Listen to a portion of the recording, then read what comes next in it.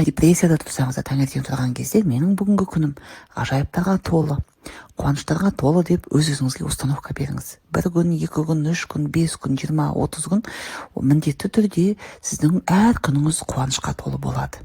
Әр нәрсе өз қолымызда екен. Ұмытпайық. Олай болса бүгін сіздерге өте бір мықты техника беремін. Техниканың аты сенім деп аталады. Осы жерге жастар отырған болса, ата-аналарынан, апаларынан сұрасын. Бізде 70 жыл бойы кеңес үкіметі осы тәуелсіз мемлекеттердің халқын, оның ішінде біздің Қазақстан бар, қазақтар бар, қандай идеологиямен тәрбиеледі, қай идеологияны насихаттады. Құдай жоқ деді. Коммунистік партия деді, коммунистікке жетеміз, социалистік партия, сондай бір оттаған бір сондай бір система жүйе болды. Яғни айлықтарыңызды береміз, үйлеріңізді береміз деп, ешкім үйді не істеймін деп уайымдамайтын, жұмыс істейтін жұрттың барлығының үйі болатын, үйді беріп қояды. Бітті. Бір айлық болды.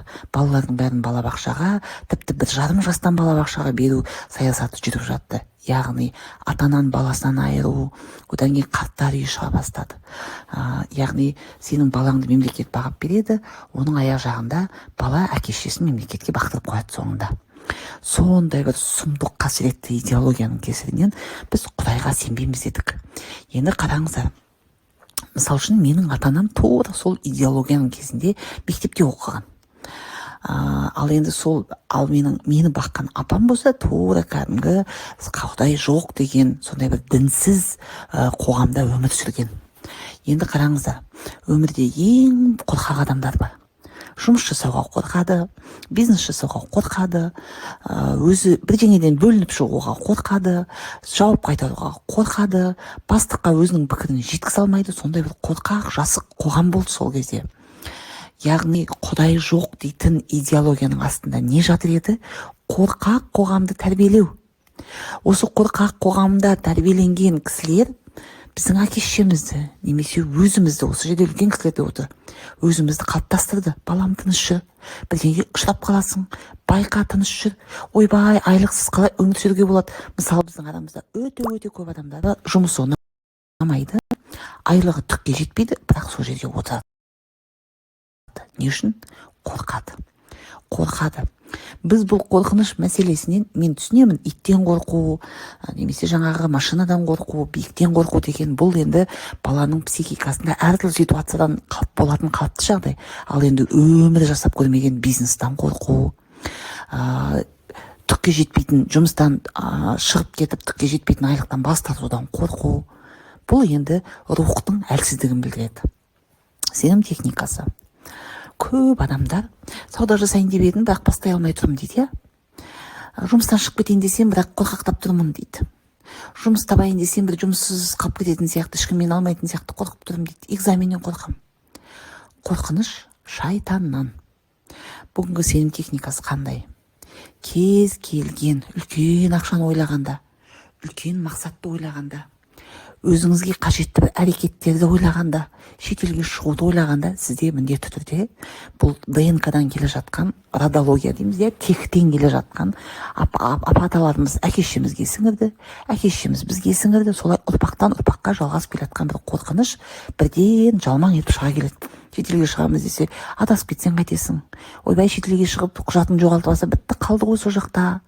Мысал үшін шетелге шықсам, әдемі жерлерді көрем, қыдырам, дем алам. Шетелге шығып жатқандықтан қай жерім кем деп ойламайсыз. Керісінше сол шетелдің проблемаларын ойлап кетеміз. Билет қымбаттап кеткен, ойбай, қонақ үй не істеймін, тіл білмеймін, таксиге қалай мінемін.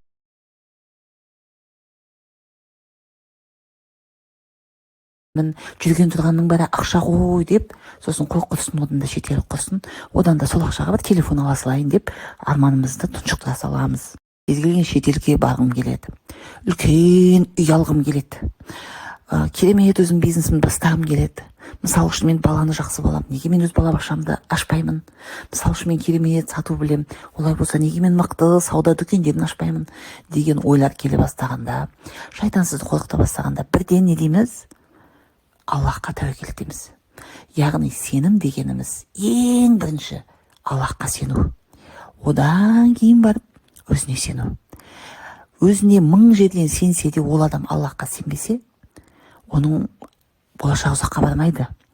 Өзіне сенген адамды құлату оп-оңай. Аллах оны құлатып қояды. Ал енді Аллахқа сенген адамды құлату мүмкін емес. Алла оны қалай сүрінсе де көтеріп алады. Қалай қорқып тұрса да, оны өзі жетектеп алып кетеді. Өзі қолдайды, өзі қорғайды.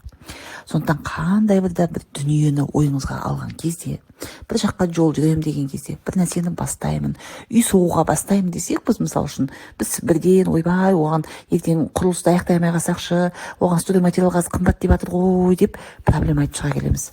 Аллахқа күн фаякун деген сөз бар, иә? Ясин сүресінде айтылады. Не деген сөз? Бол дейді, болды. Аллах бол десе, любой нәрсе бола қалады. Яғни кез келген бір нәрсені ойлап бастаған кезде, кез келген бір нәрсені армандап бастаған кезде ешқандай қорқыныштарға жол бермейміз. Егер сіз бақшаңыздағы арам шөпті жұлмасаңыз, сіздің қиярыңызды да, қызанағыңызды да, картопыңызды да арам шөпті жеп қояды, басып кетеді. Яғни сіздің жемісіңіз сондай бір құнарлы болмайды. Біз үнемі бақшаны арам шөптен тазалап отырамыз. Тура біздің арман мақсатымыз жеміс жидек сияқты да, қорқыныштарымыз тура арам шөп сияқты. Арам шөп қылтиып шығып келе жатқан кезде бірден жұлып тастаймыз. Яғни жұлып тастау дегеніміз не? Аллахқа ту емес. Мені шетелге барам дегенде шайтан қорқыта бастағанда біз не дейміз? Аллахқа ту емес. Күн фаякун. Күн фаякун деген сөзді жаттап алыңыздар. Бол деген сөз. Бол дейді, Аллах бола салады.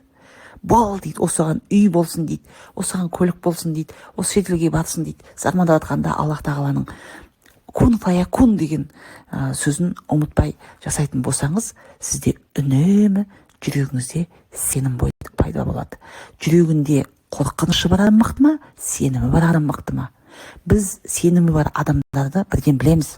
Ол адамдар рухты болады, ол адамға сөйлей алмайсың, сен ол адамды жұмсай алмайсың, олар оған жол бермейді. Сенім деген нәрсе ол қалтадағы ақшаға байланысты емес. Біз ойлаймыз, ақшасы жоқ адамдар бір сүмірейген бейшара сияқты. Жоқ, рухы бар мықты адамдар бар ауыл аймақта. Қандай қариялар бар, сөйлей алмайсың, бата алмайсың, бір нәрсе болса ақыл сұрайсың олардан. Өйткені не бар? Олардың жүрегінде рух пен сенім бар.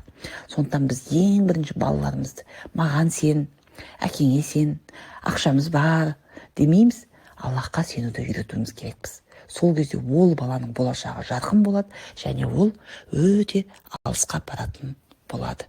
Сенімдеріңіз мұқалмасын.